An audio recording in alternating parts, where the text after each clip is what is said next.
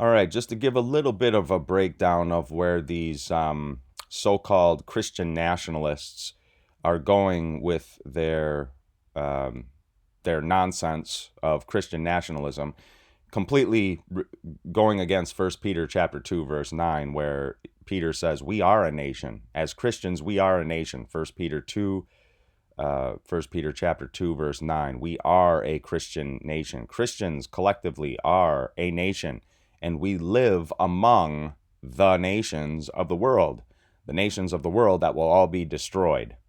The Christian nation, this royal priesthood, this holy nation, is the only one that will continue on throughout the ceaseless ages of eternity. But getting to this, could Jews hold public office in a Christian nation? Of course, their answer would be no, not unless they're Christians.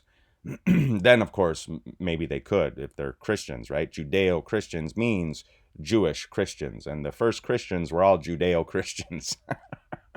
The term Judeo-Christian, unfortunately, has taken on a different meaning, which I would agree with Right Response, that it is not, the United States was not founded on, for example, Judeo-Christian principles. It was founded upon Protestant principles in particular. But let's listen to what they have to say. The Reformed and even Aquinas spoke on how to deal with Jews and never giving them political power or have equality in society. He says today we're dealing with the consequences of that. Samuel Rutherford said the same thing, that they should not be suffered to hold office or participate. Wasn't advocating cruelty, but some of them said that, yeah. Samuel Rutherford. So this is what Wes is talking about. Samuel Rutherford right here. Let's go to Samuel Rutherford. Okay, this is just Wikipedia, so not a scholarly source or anything, but a good source from which to begin more scholarly study. Samuel Rutherford, life, etc., legacy, family, writings.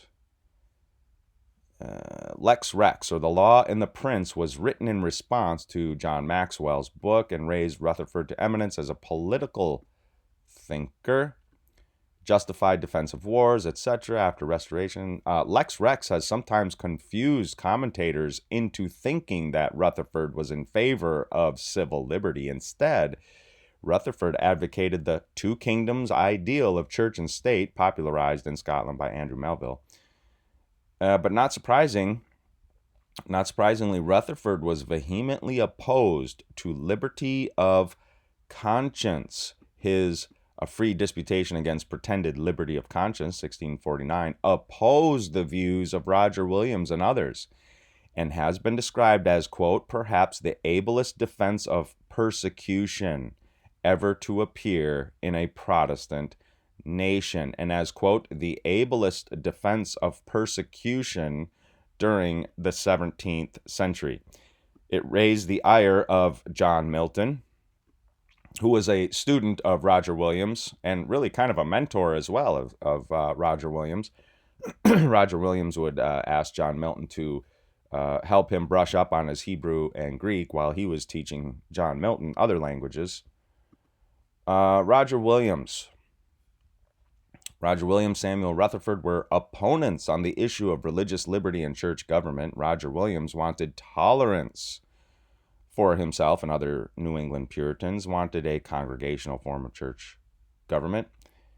Samuel Rutherford opposed liberty of conscience, believed that Presbyterian form of church government was the only one sanctioned in the Bible, and was willing to persecute those who disagreed with his views. See, we have a problem there.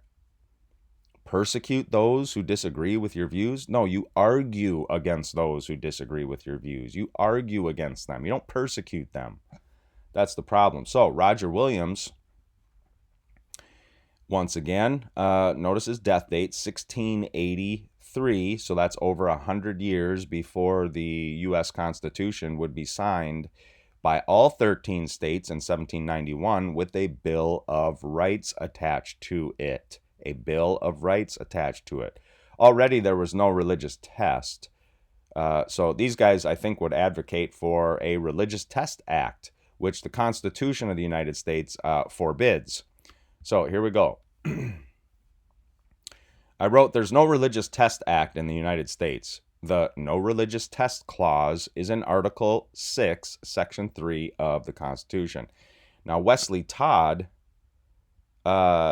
responded by saying, right, things will have to change, but I think they already are.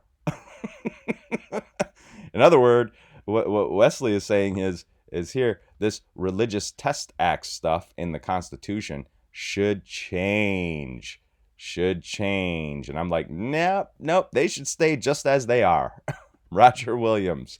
Let's go over to Roger Williams. Early life, etc. Let's go down to arrival in Boston. Williams declined the position on the grounds that it was an unseparated church. In addition, he asserted that civil magistrates, notice this, must not punish any sort of breach of the first table of the Decalogue, the Ten Commandments, such as idolatry, Sabbath breaking, false worship, blasphemy, and that individuals should be free to follow their own convictions in religious matters. These three principles later became central tenets of Williams' teachings and writings. Okay, so what have I said before? The first table of the law is not and should not be under the authority of government at all. It's the second table of the law that the government has to do with, not the first table. So I'm in agreement with Roger Williams, whereas Wesley and Right Response seem to be in agreement with Samuel Rutherford. Okay? So long before our nation was ever formed, and I would argue that our nation really wasn't a nation before 1791, you can declare your independence all you want and fight for it and get it and all that stuff, but without a constitution, without a written body of laws, you're not really a country yet until that constitution is signed, because that's how a nation speaks, is through its laws, through its constitution. It can speak in a certain sense by its Declaration of Independence. That's one thing. But 1791, U.S. Constitution with its Bill of Rights, that's when the United States truly became a nation, a country. And of course, the No Religious Test Act is a part of that. And of course, the Bill of Rights, freedom of expression, freedom of speech, freedom to debate. Freedom to debate. Samuel Rutherford would not want the freedom to debate, which is why it raised the ire of people like John Milton and Roger Williams. Okay. So that's all I had to say on that. Let me know what you think in the comments down below. Right response, Samuel Rutherford versus Roger Williams. We're coming back to this same old adage. And of course, Samuel Rutherford never was a part of the American colonies. He was born in Scotland and died in Scotland, Presbyterian. But Roger Williams did not. He was born in England, London, England, and then died in, of course, Providence Plantations, which would later become the state of Rhode Island. There's lots more that could be said here, but I just wanted to expose Right Response and let you know where they're coming from. Samuel Rutherford is quoted approvingly from Wes. There are many other things that I would say Samuel Rutherford wrote that are absolutely beautiful, wonderful, but his political ideas were not one of those things. Wes seems to say, oh, his political ideas were great, and the other stuff is, I guess, fine too, but I totally disagree with the Samuel Rutherfordarians. We'll talk to you soon. Soli Deo Gloria.